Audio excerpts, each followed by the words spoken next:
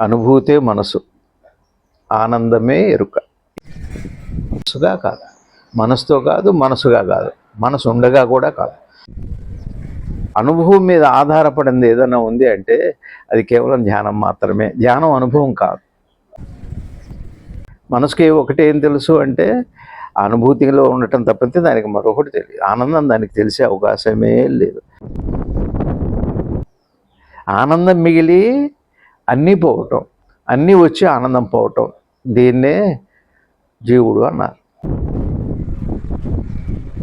ఆనందము మనం అనుకునే ఆత్మానుభవం, ఆ జ్ఞానము, అది పూర్వస్థితి, అపూర్వస్థితి, అందరి స్థితి, నీది నాది అందరిది.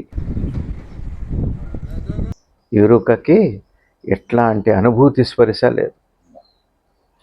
మనసుకి అనుభూతే కాక ఇంకా మరే అనుభవం దానికి లేదు. ఇవి కాంది ఏదన్నా పరమోత్కృష్టమైన జ్ఞానం కానీ, ధ్యానం కానీ, యోగం కానీ, మీరైనా భక్తి కానీ, దర్శనం కానీ, అనుభవం కానీ, ఇంకే ఉత్తమమైన విషయమైన ఎరుకతోనే పరిసమాప్తి.